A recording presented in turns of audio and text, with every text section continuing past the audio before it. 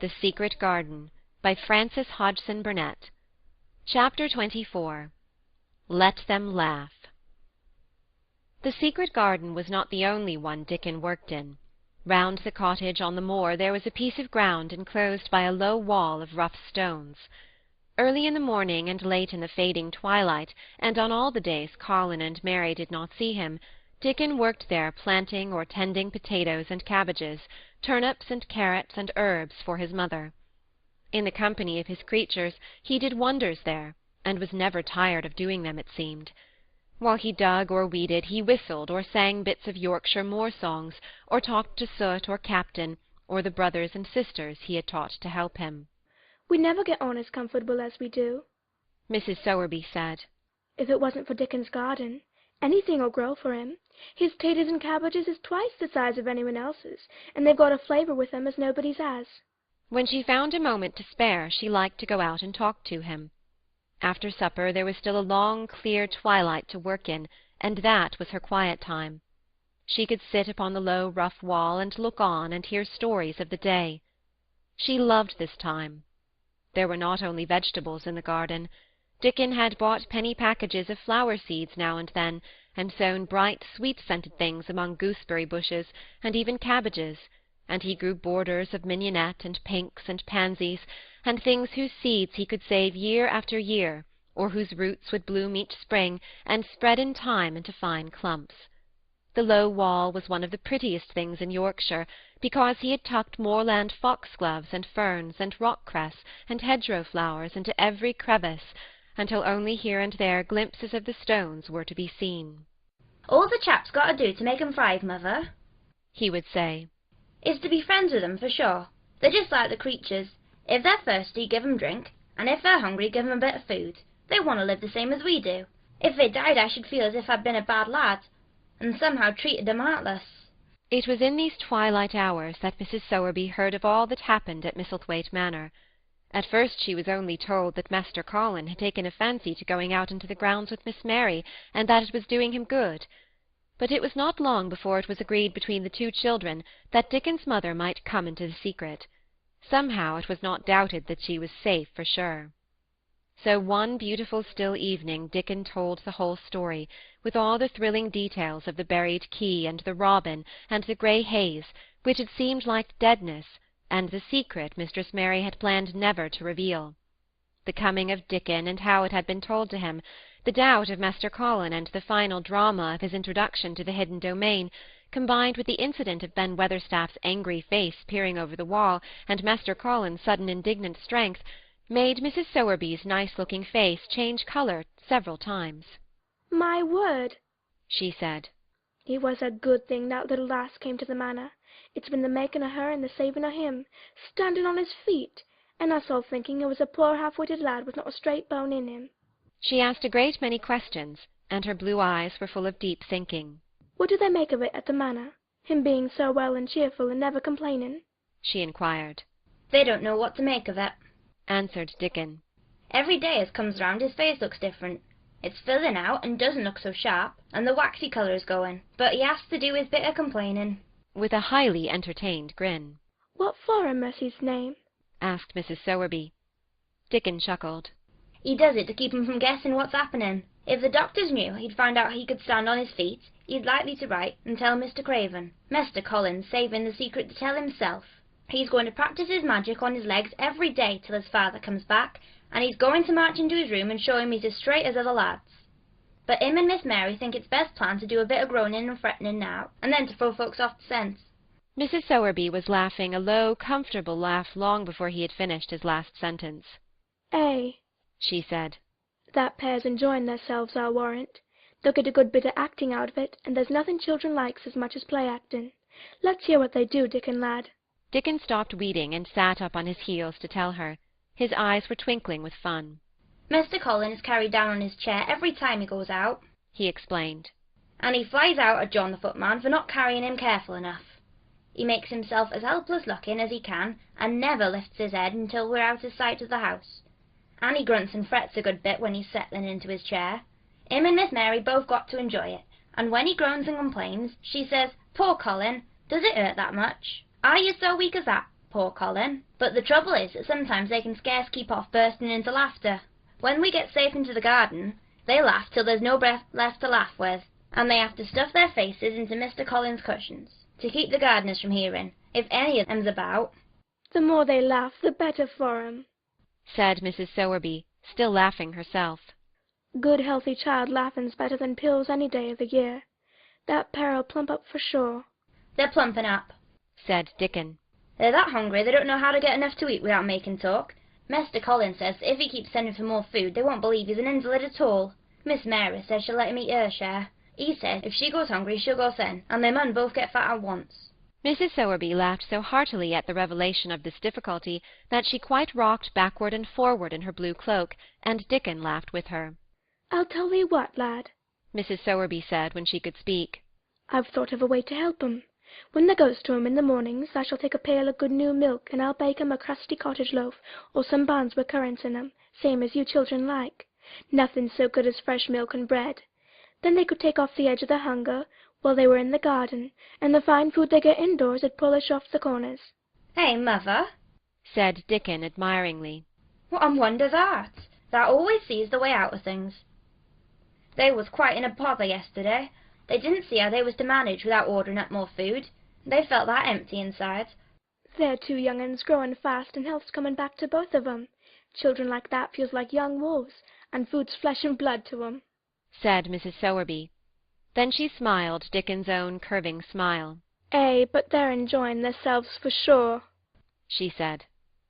She was quite right, the comfortable, wonderful mother creature, and she had never been more so than when she said their play-acting would be their joy. Colin and Mary found it one of their most thrilling sources of entertainment. The idea of protecting themselves from suspicion had been unconsciously suggested to them, first by the puzzled nurse, and then by Dr. Craven himself. "Your appetite is improving very much, Master Colin," the nurse had said one day. "You used to eat nothing, and so many things disagreed with you." Nothing disagrees with me now, replied Colin. And then, seeing the nurse looking at him curiously, he suddenly remembered that perhaps he ought not to appear too well just yet. At least, things don't so often disagree with me. It's the fresh air. "Perhaps it is," said the nurse, still looking at him with a mystified expression. "But I must talk to Dr. Craven about it." "How she stared at you!" said Mary when she went away. "As if she thought there must be something to find out." I won't have her finding out things, said Colin. No one must begin to find out yet. When Dr. Craven came that morning, he seemed puzzled also. He asked a number of questions, to Colin's great annoyance. "You stay out in the garden a great deal," he suggested. "Where do you go?" Colin put on his favourite air of dignified indifference to opinion. I will not let anyone know where I go, he answered. I go to a place I like. Everyone has orders to keep out of the way. I won't be watched and stared at. You know that. "You seem to be out all day, but I do not think it has done you harm. I do not think so. The nurse says that you eat much more than you have ever done before." Perhaps, said Colin, prompted by a sudden inspiration. Perhaps it is an unnatural appetite. "I do not think so, as your food seems to agree with you," said Dr. Craven. "You are gaining flesh rapidly, and your colour is better." Perhaps I am bloated and feverish, said Colin, assuming a discouraging air of gloom. People who are not going to live are often different. Dr. Craven shook his head. He was holding Colin's wrist, and he pushed up his sleeve and felt his arm. "You are not feverish," he said thoughtfully. "and such flesh as you have gained is healthy. If you can keep this up, my boy, we need not talk of dying. Your father will be happy to hear of this remarkable improvement." I won't have him told, Colin broke forth fiercely. It will only disappoint him if I get worse again, and I may get worse this very night. I might have a raging fever. I feel as if I might be beginning to have one now. I won't have any letters written to my father. I won't. I won't. You are making me angry, and you know that is bad for me. I feel hot already. I hate being written about and being talked over as much as I hate being stared at. "Hush, my boy," Dr. Craven soothed him. "Nothing shall be written without your permission. You are too sensitive about things. You must not undo the good which has been done." He said no more about writing to Mr. Craven, and when he saw the nurse he privately warned her that such a possibility must not be mentioned to the patient. "The boy is extraordinarily better," he said. "His advance seems almost abnormal, but of course he is doing now of his own free will what we could not make him do before. Still, he excites himself very easily, and nothing must be said to irritate him." Mary and Colin were much alarmed, and talked together anxiously. From this time dated their plan of play-acting. "I may be obliged to have a tantrum," said Colin regretfully. "I don't want to have one, and I'm not miserable enough now to work myself into a big one. Perhaps I couldn't have one at all. That lump doesn't come in my throat now, and I keep thinking of nice things instead of horrible ones. But if they talk about writing to my father, I shall have to do something." He made up his mind to eat less, but unfortunately it was not possible to carry out this brilliant idea when he wakened each morning with an amazing appetite, and the table near his sofa was set with a breakfast of home-made bread and fresh butter, snow-white eggs, raspberry jam, and clotted cream. Mary always breakfasted with him, and when they found themselves at the table, particularly if there were delicate slices of sizzling ham sending forth tempting odours from under a hot silver cover, they would look into each other's eyes in desperation. "I think we shall have to eat it all this morning, Mary," Colin always ended by saying. "We can send away some of the lunch, and a great deal of the dinner." But they never found they could send away anything, and the highly polished condition of the empty plates returned to the pantry awakened much comment. "I do wish," Colin would say also, "I do wish the slices of ham were thicker, and one muffin each is not enough for anyone." It's enough for a person who's going to die, answered Mary when first she heard this. but it's not enough for a person who's going to live. I sometimes feel as if I could eat 3 when those nice fresh heather and gorse smells from the moor come pouring in at the open window. The morning that Dickon, after they had been enjoying themselves in the garden for about 2 hours, went behind a big rose-bush and brought forth 2 tin pails and revealed that one was full of rich new milk with cream on the top of it, and that the other held cottage-made currant buns folded in a clean blue and white napkin, buns so carefully tucked in that they were still hot, there was a riot of suppressed joyfulness. What a wonderful thing for Mrs. Sowerby to think of! What a kind, clever woman she must be! How good the buns were, and what delicious fresh milk! "Magic is in her, just as it is in Dickon," said Colin. "It makes her think of ways to do things, nice things. She is a magic person. Tell her we are grateful, Dickon, extremely grateful." He was given to using rather grown-up phrases at times. He enjoyed them. He liked this so much that he improved upon it. "Tell her she has been most bounteous, and our gratitude is extreme." And then, forgetting his grandeur, he fell to and stuffed himself with buns and drank milk out of the pail in copious draughts, in the manner of any hungry little boy who had been taking unusual exercise and breathing in moorland air, and whose breakfast was more than 2 hours behind him. This was the beginning of many agreeable incidents of the same kind. They actually awoke to the fact that as Mrs. Sowerby had 14 people to provide food for, she might not have enough to satisfy 2 extra appetites every day. So they asked her to let them lend some of their shillings to buy things. Dickon made the stimulating discovery that in the wood in the park outside the garden, where Mary had first found him piping to the wild creatures, there was a deep little hollow where you could build a sort of tiny oven with stones, and roast potatoes and eggs in it. Roasted eggs were a previously unknown luxury, and very hot potatoes with salt and fresh butter in them were fit for a woodland king, besides being deliciously satisfying. You could buy both potatoes and eggs, and eat as many as you liked without feeling as if you were taking food out of the mouths of 14 people. Every beautiful morning the magic was worked by the mystic circle under the plum-tree which provided a canopy of thickening green leaves after its brief blossom-time was ended. After the ceremony, Colin always took his walking exercise, and throughout the day he exercised his newly found power at intervals. Each day he grew stronger, and could walk more steadily, and cover more ground. And each day his belief in the magic grew stronger, as well it might. He tried one experiment after another, as he felt himself gaining strength, and it was Dickon who showed him the best things of all.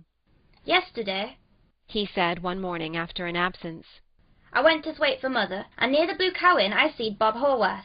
He's the strongest chap on the moor. He is the champion wrestler, and he can jump higher than any other chap and throw the hammer farther. He's gone all the way to Scotland for the sport some years. He's knowed me ever since I was a little one, and he's a friendly sort, and I asked him some questions. The gentry calls him an athlete, and I thought of thee, Mr. Craven, and I said, how does thou make thy muscles stick out in that way, Bob? Did thou do anything extra to make thyself so strong? And he said, Well, yes, lad, I did.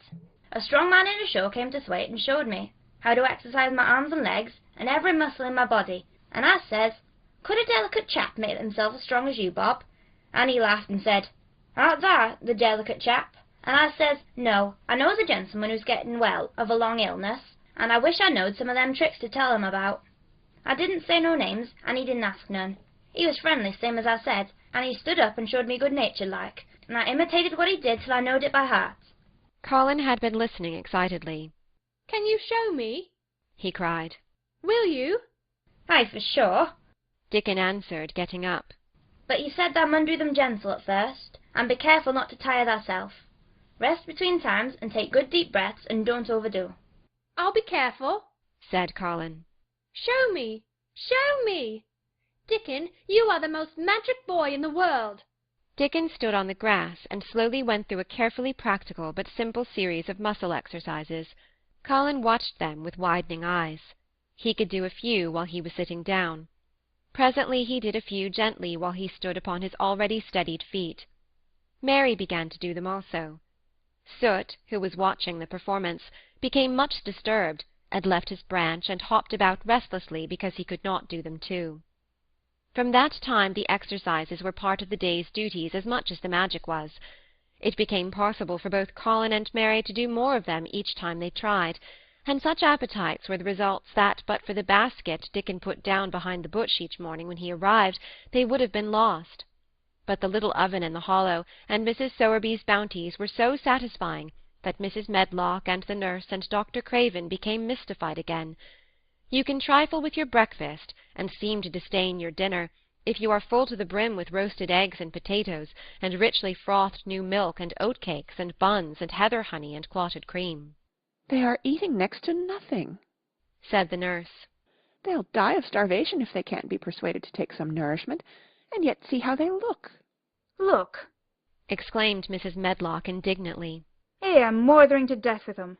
They're a pair of young Satans, bursting their jackets one day and turning up their noses at the best meals cook can tempt them with. Not a mouthful of that lovely young fowl and bread sauce did they set a fork into yesterday, and the poor woman invented a pudding for them, and back it's sent. She almost cried. I'm afraid she'll be blamed if they starve themselves into their graves. Dr. Craven came and looked at Colin long and carefully. He wore an extremely worried expression when the nurse talked with him, and showed him the almost untouched tray of breakfast she had saved for him to look at. But it was even more worried when he sat down by Colin's sofa and examined him. He had been called to London on business, and had not seen the boy for nearly 2 weeks. When young things begin to gain health, they gain it rapidly. The waxen tinge had left Colin's skin, and a warm rose showed through it. His beautiful eyes were clear, and the hollows under them and in his cheeks and temples had filled out. His once dark, heavy locks had begun to look as if they sprang healthily from his forehead, and were soft and warm with life. His lips were fuller and of a normal colour. In fact, as an imitation of a boy who was a confirmed invalid, he was a disgraceful sight. Dr. Craven held his chin in his hand, and thought him over. I am sorry to hear that you do not eat anything, he said. That will not do. You will lose all you have gained, and you have gained amazingly. You ate so well a short time ago. I told you it was an unnatural appetite, answered Colin. Mary was sitting on her stool near by, and she suddenly made a very queer sound, which she tried so violently to repress that she ended by almost choking. What is the matter? said Dr. Craven, turning to look at her. Mary became quite severe in her manner. It was something between a sneeze and a cough, she replied with reproachful dignity. And it got into my throat. But, she afterward said to Colin, I couldn't stop myself. It just burst out because all at once I couldn't help remembering that last big potato you ate, and the way your mouth stretched when you bit through that thick lovely crust with jam and clotted cream on it. Is there any way in which those children can get food secretly? Dr. Craven inquired of Mrs. Medlock. There's no way, unless they dig it out of the earth or pick it off the trees. Mrs. Medlock answered. They stay out in the grounds all day and see no one but each other, and if they want anything different to eat from what's sent up to them, they need only ask for it. Well, said Dr. Craven, so long as going without food agrees with them, we need not disturb ourselves. The boy is a new creature. So is the girl, said Mrs. Medlock. She has begun to be downright pretty since she filled out and lost her ugly little sour look.